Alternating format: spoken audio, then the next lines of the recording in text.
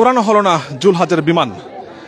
বলা হয়েছিল আজকে সকাল 10টার মধ্যে এই বিমান উড়াবে এবং সেই বিমানের সেই উড়ন্ত বিমান দেখতে ক্যাপ্টেন ইউএস বাংলাতে একজন এসেছিল, কিন্তু তারপর তিনি দেখলাম চলে গেলেন এবং এখন মাইকে অ্যানাউন্স করা হলো যেটা যে আজকে বিমান উড়ানো হবে না কারিগরি ত্রুটির কারণে, এবং যেখান থেকে এসেছে তারা চলে যেতে বলেছে, এরকম একটি ঘোষণা আমরা মাইকে শুনলাম। এবং যেটা দেখতে পেলাম যে এই মুহূর্তে রৌদ্রের তাপ প্রায় 31 ডিগ্রি সেলসিয়াস এই জায়গায়, এবং সেই তাপে প্রায় যারা এখানে দর্শনার্থী এসেছে হাজার হাজার দর্শনার্থী, তারা প্রায় 3-4 ঘন্টা এখানে অপেক্ষা করেছে এবং অপেক্ষা করার পর এখন যেটা ঘোষণা আসলো যে আজকে সেই বিমান উড়ানো হবে না, এমনটাই ঘোষণা কিন্তু এখান থেকে শোনা গেল। এবং যারা সেই জুলহাজের বিমান আজকে দেখতে এসেছিলেন তারা কিন্তু আশা হতো যে তারা এসেছিলেন জুলহাজের বিমান উড়ানো দেখতে, কিন্তু এই মুহূর্তে তারা জানতে পারলেন যে আজকে উড়ানো হবে না, এমনটাই জানানো হলো। এবং দেখতে পাচ্ছেন যে আশা হতো সেই মানুষ যারা এখানে এসেছে তারা কিন্তু বিমান দেখছে। বিমান উড়ানো হবে না, খারাপ লাগছে কিনা? না, ভালো লাগছে। না, বিমান যে উড়ানো হবে না, উড়ানো হবে মনে করেছিলেন, এটা খারাপ লাগছে? এটা খারাপ লাগছে। খুব আশা নিয়ে এটা উড়ানো দেখবো, এখন আইসা যদি না উড়ায় তাহলে তো কষ্ট পাবো। কোথেকে আসছেন? মানিকগঞ্জ সদর থেকে এসছেন। এবং যেটা বলছিলাম যে অনেকে কিন্তু অনেক দূর দূরান্ত থেকে এসেছে এবং উড়াবে। মাইকে যদিও অ্যানাউন্স করা হয়েছে যে বিমান উড়ানো হবে না, কিন্তু এখন আবার শোনা যাচ্ছে যে বিমান উড়াবে, কিন্তু একটা দ্বিধাদ্বন্দ্বের মধ্যে এখানে ফেলা হচ্ছে।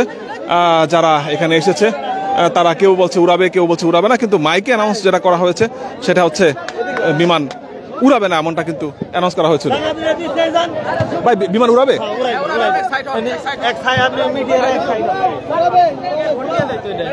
এখন যেটা আবার বলা হচ্ছে যে বিমান উড়াবে, কিন্তু কিছুক্ষণ আগে মাইকে অ্যানাউন্স করা হয়েছিল উড়াবে না বলে, কিন্তু এখন আবার ঘোষণা করা হচ্ছে যে বিমান উড়াবে এবং সেই প্রস্তুতি কিন্তু নেওয়া হচ্ছে এখান থেকে, জুলহাজের সেই বিমান উড়াবে এমনটাই এখানে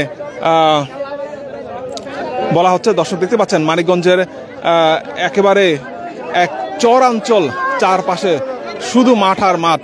এখানে প্রায় 31 ডিগ্রি সেলসিয়াস তাপমাত্রা এবং গণমাধ্যম কর্মী সহ সাধারণ দর্শনার্থী যারা, তারা কিন্তু প্রায় 3-4 ঘন্টা এখানে অপেক্ষা করে আছে 31 ডিগ্রি সেলসিয়াস তাপমাত্রা ধুলাবালির মধ্যে শুধু জুলহাজের বিমান উড়ানো দেখার জন্য।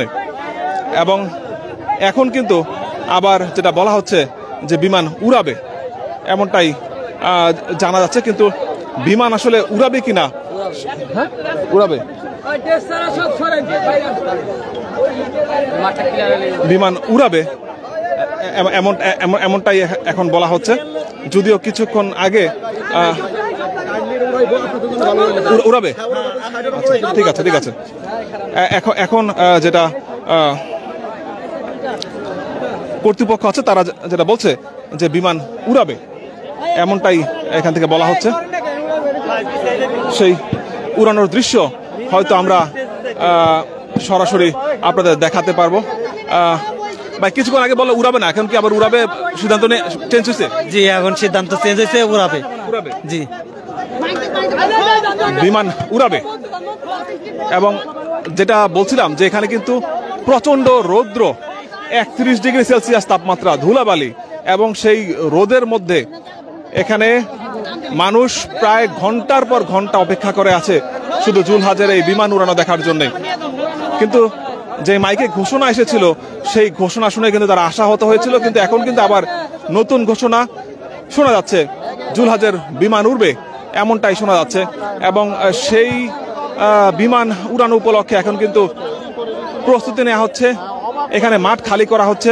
মাঠ বলতে এটা একটা চরাঞ্চল জায়গা, ধুধু মরুভূমির মতো একটা চরাঞ্চল জায়গা, প্রখর রোদ্দুর এখানে।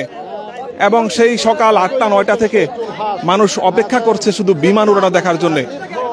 দেখতে পাচ্ছেন যে এখনো কিন্তু প্রায় শত শত মানুষ এখানে অপেক্ষা করছে শুধু জুলহাজের এই বিমান উড়াবে সেই বিমান দেখার জন্য।